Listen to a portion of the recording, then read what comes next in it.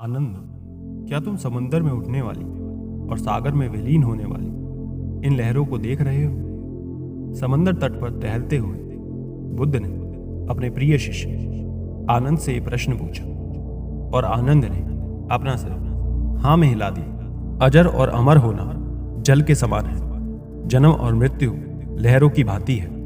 आनंद, लहरें लंबी भी होती हैं और छोटी भी, लहरें ऊंची भी होती हैं और नीची भी, लहरें उठती भी हैं और गिरती भी हैं, किंतु वो जल ही रहता है। जल के बिना लहरों का बनना ही संभव नहीं। लहरें लौटकर फिर जल बन जाती हैं। लहरें जल ही हैं और जल ही लहरें हैं। हालांकि लहरें उठती हैं और गिरती हैं, लेकिन यदि वो स्वयं ही समझ जाए कि वो ही जल है, तो ये जन्म और मृत्यु की धारणाओं से परे पहुंच जाए। उन्हें जन्म मरण की चिंता ही नहीं रहेगी, और ना ही भय रहेगा और ना ही दुख रहेगा। आनंद को बुद्ध के पास ज्यादा समय नहीं हुआ था, इसलिए उसके मन में बहुत सारे सवाल थे। आनंद ने बड़े ही प्रेम पूर्वक बुद्ध से हाथ जोड़ के पूछा, हे तथागत, सुनने में तो समझ में आता है कि जीवन और मरण इन लहरों की भांति होता है, लेकिन इस भाव को आत्मसात कैसे किया जाए? इसको परिपूर्णता से कैसे समझा जाए? कैसे इसको हमारा मन स्वीकार करे, ताकि हमारे जीवन से सभी कष्ट दूर हो जाएं? आपके समझाने से मेरा तर्क तो शांत हो गया, लेकिन मेरा मन शांत नहीं हुआ। आखिरकार इस मन को शांत कैसे किया जाए? इसको कैसे समझाया जाए? बुद्ध ने बड़े ही शांत स्वर में कहा, हमारा मन 18 अंशों से बना होता है। इन 18 अंशों के बिना हमारे मन की कोई भी स्वतंत्र सत्ता नहीं होगी। जब तुम इन 18 अंशों को भली भांति समझ लेते हो, तो तुम अपने मन के गुलाम नहीं रह जाते हो, तुम उसके मालिक बन जाते हो, जिसकी लगाम तुम्हारे हाथ में रहती है। फिर तुम इसके पीछे नहीं भागते हो, बल्कि तुम्हारा मन तुम्हारे अनुसार कार्य करता है। इन 18 अंशों में सबसे पहले 6 इंद्रियां होती हैं। इन 6 इंद्रियों के विषय होते हैं, और 6 इंद्रियों के द्वारा जन्म लेने वाली चेतना होती है। 6 इंद्रियां हैं दृष्टि, सुनने की शक्ति, सूंघने की शक्ति, स्वाद, काया चेतना और मनस्तता चेतना। और इन 5 इंद्रियों के विषय होते हैं रूप, ध्वनि, गंध, स्वाद, स्पर्श और चित्त के विषय। और 6 चेतनाएं जो इंद्रियों के कार्य में जन्म लेती हैं, वो इस प्रकार है: देखना, सुनना, सूंघना, स्वाद लेना, स्पर्श करना और समझना। इन 18 अंशों के बिना कोई मन नहीं होता।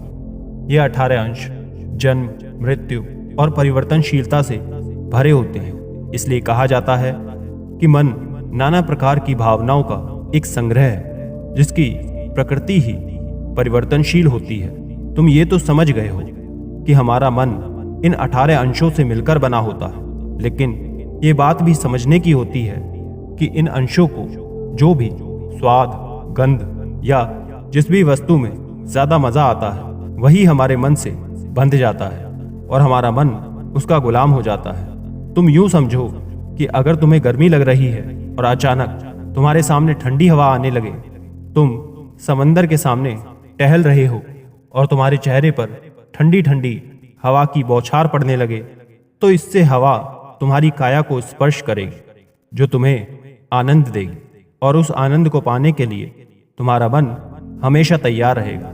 इसलिए तुम्हारा मन इस प्रकार से गुलाम होता चला ही जाता है। जहां पर इसको मजा आता है, वहीं पर ये उस व्यक्ति को, उस वस्तु का, उस चीज का गुलाम हो जाता है। आनंद ने कहा कि हे तथागत, हम ये तो समझ गए कि हमारा मन सत्ता रहित होता है, उसकी अपनी कोई सत्ता नहीं होती। बिना इंद्रियों के विषय के उसका कोई अस्तित्व नहीं होता। लेकिन वास्तव में कोई मन होता भी है, या फिर यह हमारी भ्रांति मात्र होती है? बुद्ध ने शांत स्वभाव से उस मेज की तरफ देखा जिस पर पानी से भरी प्याली रखी थी। बुद्ध ने उसकी ओर संकेत करते हुए कहा, वो प्याली भरी है या खाली? आनंद ने कहा, गुरुवर, ये प्याली भरी हुई है, इसमें पानी भरा है।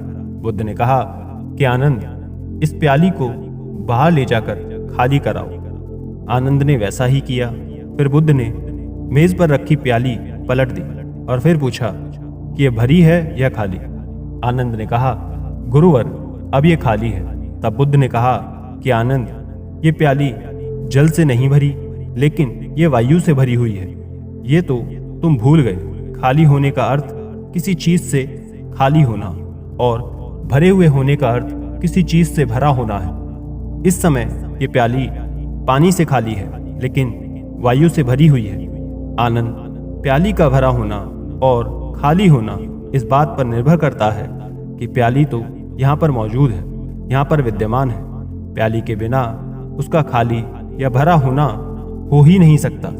आनंद ने हाथ जोड़कर कहा, गुरुवर, तब तो हमारे मन में विचार चलते ही रहते हैं, नाना प्रकार की इच्छाएं उत्पन्न होती रहती हैं। तब तो इसका अर्थ ये हुआ कि मन वास्तविकता में होता है, इसकी अपनी सत्ता होती है।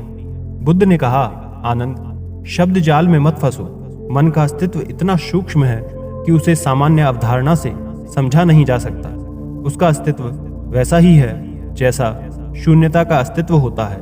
आनंद, अभी हमने खाली और भरी प्याली की चर्चा की। यद्यपि हमने समझ लिया कि मेज पर रखी प्याली जल से खाली है, यदि हम गहराई से देखें तो ये भी पूर्णतया सत्य नहीं है।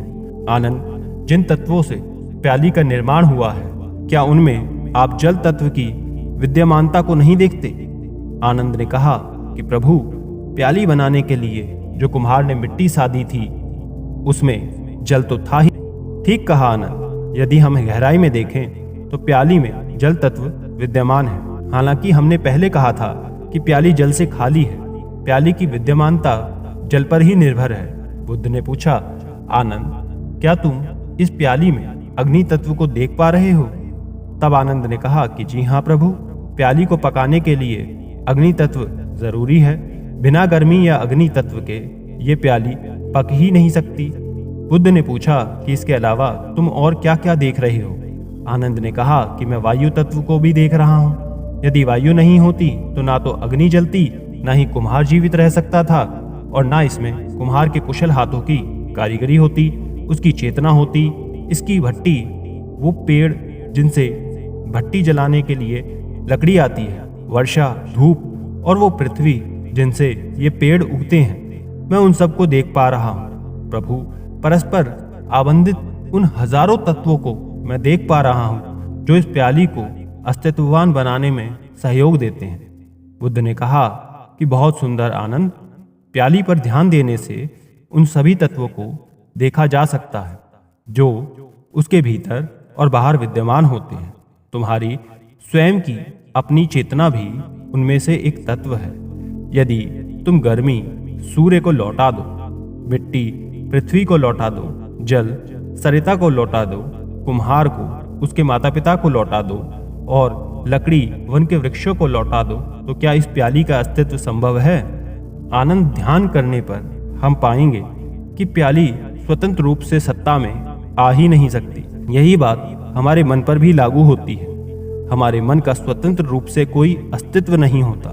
इसका अस्तित्व तभी बनता है जब हमारी इंद्रियां कार्य करती हैं। आंखों से देखा हुआ सुंदर रूप जब हमारे मन में उतर जाता है, मन को लुभा जाता है, ठीक उसी प्रकार अच्छा स्वाद, अच्छा शब्द, अच्छे गीत हमारे मन में सभी इंद्रियों के द्वारा प्रवेश करते हैं और वो हमारे मन में अपनी सत्ता स्थापित कर लेते हैं। लेकिन आनंद, अगर कोई आदमी अपनी इंद्रियों के प्रति सजग रहता है, होश में रहता है, पूरे ध्यान में रहता है, तो वो अपनी इंद्रियों के द्वारा अपने मन में प्रवेश हो रहे उन विषय को देख पाएगा जिनसे उनका मन गुलाम होता चला जाता है। जो इंसान अपने होश में नहीं रहता, वही अपने मन में नाना प्रकार की बेड़ियां बनाता रहता है और उसे कभी समझ ही नहीं आता कि उसका मन इतना दुखी क्यों है, उसका मन गुलाम क्यों है। इंद्रियों के द्वारा जो भी विषय हमारे मन में प्रवेश करते हैं, लेकिन उनका विश्लेषण हमारी भक्ति के द्वारा होता है, लेकिन हमारी चेतना सोई हुई है, तो हमारी बुद्धि व्यर्थ हो जाती है, हमारी बुद्धिमत्ता किसी काम की नहीं रह जाती।